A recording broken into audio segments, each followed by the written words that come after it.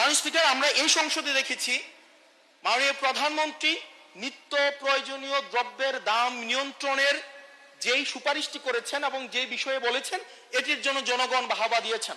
আবার গত পরশুদিন মাননীয় অর্থমন্ত্রীকে আমরা দেখলাম আমাদের খুবই নিত্য প্রয়োজনীয় আমাদের কাপড়, রড, সিমেন্ট, তারপর হচ্ছে নিত্য প্রয়োজনীয় 16টি দ্রব্যের মধ্যে উনি ট্যাক্স বসানোর কথা বলেছেন। এখন মাননীয় স্পিকার, প্রশ্নটি হচ্ছে এই নিত্য প্রয়োজনীয় দ্রব্যটিতে যখন ট্যাক্স বসাবে, দিন শেষে বিক্রেতা কিন্তু এই ট্যাক্সের বোঝাটি আমাদের তৃণমূলের যে ক্রেতারা থাকবেন এই ক্রেতাদের থেকেই কিন্তু এই ট্যাক্সটি মাননীয় স্পিকার যাবে। সুতরাং যখন বলা হয়েছে নিত্য প্রয়োজনীয় দ্রব্যের দাম কমানো হবে, আবার বলা হচ্ছে ট্যাক্স বাড়ানো হবে, এটিও কিন্তু মাননীয় স্পিকার একটি সাংঘর্ষিক অবস্থায় রয়েছে। সুতরাং যদিও বলা হয়েছে নিত্য প্রয়োজনীয় দ্রব্যের দাম কমাবে, সেই জায়গায় নিত্য প্রয়োজনীয় দ্রব্যের দাম দিন শেষে কমবে না, কারণ এই ট্যাক্সের বোঝাটি দিন শেষে আমার আপনার মতো সাধারণ মানুষের উপরে চেপে বসবে।